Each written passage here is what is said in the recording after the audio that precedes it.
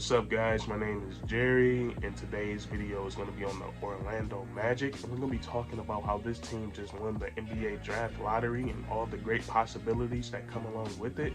And we're going to jump right into the video. Now, when you hit the lottery, the NBA draft lottery to be specific, it's like the best thing in the world for an NBA franchise, because you have that possibility of drafting a guy that can change everything for your team. And a team like the Orlando Magic, a very young team that finished 22-60 last season, they could use that guy. And when I look at that, and when I look at this team, they already have a lot of young key pieces already put in place. And the Magic is a slept-on team, a small market team that don't win much, so a lot of people really don't know much about these guys. But they have some solid hoopers on their team, like Cole Anthony, who averaged 16 points last season. I know he didn't do it at an efficient rate, but we got to remember that that was only his second year in the league, and he's very young. Like that's what comes with being a young player. They don't figure out how to take high percentage shots just yet. So I feel like when Cole Anthony adds that to his game, he's going to be a lot better. And then you got a guy like Franz Wagner, and I love his game so much because it's so polished and it's so fundamental. And as a rookie watching him play, he never really looked panicked or sped up. And you gotta love his game because he can score with the ball and without the basketball. And he has, my favorite part about Franz is his size. He got good size to him. And then also there's some really underrated players on the Orlando Magic that still fits in that time frame as far as being a young player. You look at a guy like Wendell Carter, he's becoming a walking double-double. He averaged 14 points and 10 rebounds last season, and he still just has a lot of room to grow. So with that, they have a lot to build on. And then Mo Bamba towards the end of the season, he showed a lot of flashes, and it's just hard to watch with him when he can put it together or stay consistent of how scary of a basketball player he can be, because he can stretch the floor, and then he has the ability to block shots. And then you still have guys that's like we haven't seen much of yet, like Jonathan Isaac, who just on paper, like he's the prototypical basketball player with his size, length, and skill, and then what he could do on the defensive side of the ball. And as a basketball fan, like as a fan of the NBA, we need to get him as healthy. We need to get him healthy as soon as possible, because I just want to see what he can be. And he's still young, so he has a lot of time to recover for those injuries and still have a prosperous NBA career. And I'm not gonna give up on Jalen Suggs yet either. I know he didn't have the prettiest rookie year, but you can't give up on a guy, especially a lottery pick. I believe Suggs went top 5. Top 6, I can't remember, but you can't give up on a guy like that quickly. And I think his ability as a playmaker is going to keep him in the NBA for a while. So the Orlando Magic, they already have a lot of young, solid key pieces. And then when you talk about the number 1 pick, adding the number 1 pick to this team, and I think the top three guys in this draft class, I don't think the Orlando Magic could go wrong with either one of them, because they're all really great. And I think the Orlando Magic are at a stage in their franchise where they don't really know, like I said, they have a lot of young solid pieces, but they don't really know if any of these guys are going to be the guy to move forward. When I say the guy to move forward, I mean like the face of the franchise. Like, can Franz Wagner be the face of the franchise, or can Cole Anthony, Jalen Suggs? Those are questions that's still up in the air right now. And I feel like any of these 3 guys, if they were to draft any of them, I think the draft is June 23rd.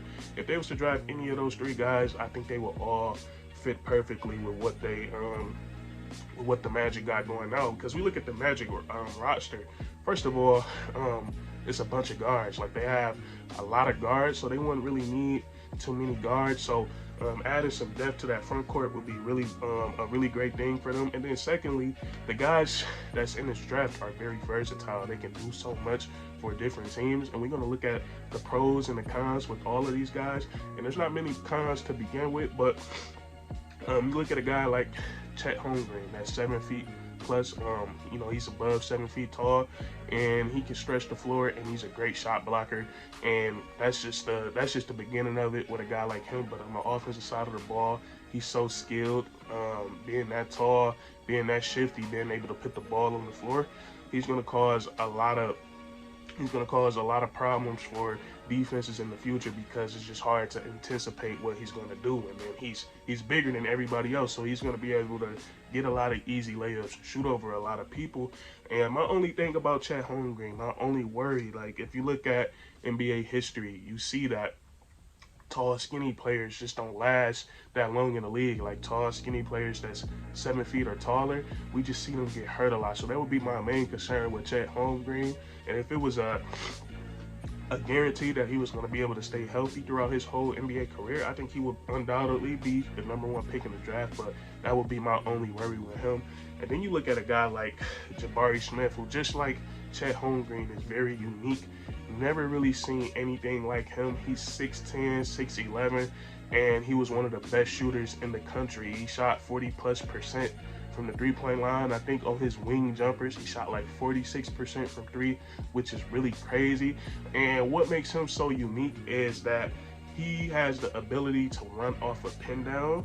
And you know, a pin down is like a down screen, like on the block, and he comes up and he can catch it. He can catch and turn and shoot that ball so fast, and that's just really unique. That's something you never see from a guy that's that tall. And then also he has the ability to put the ball on the floor. His in between mid-range game has been getting compared to Kevin Durant's already, and then he can finish at the rim. And then that's not where his game stops. On the defensive side of the ball, very, very versatile. He can switch.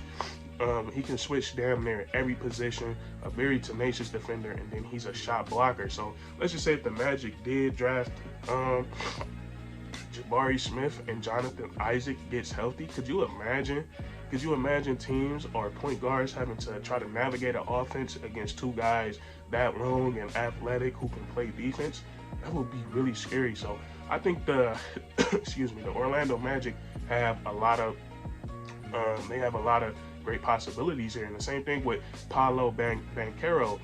He's a very unique player as well because he has that rare combination of size, strength, and speed. And out of these three guys, I think he's the most skilled, and I think he has the most upside. And when you look at his game, he can really do it all on the offensive side of the ball.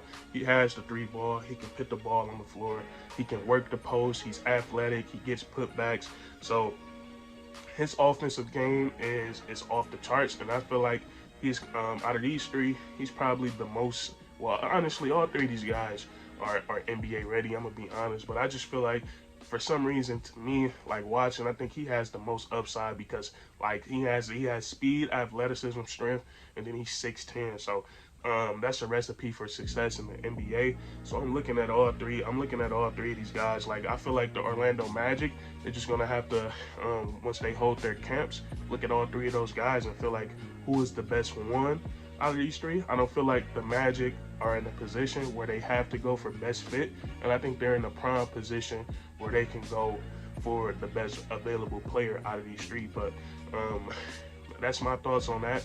You guys let me know down in the comment section who you will prefer the Orlando Magic to draft. But that's going to be it for this video. If you enjoyed, leave a like, comment down below what you think, and then subscribe for more weekly content. We do this all the time, man. And that's curtains.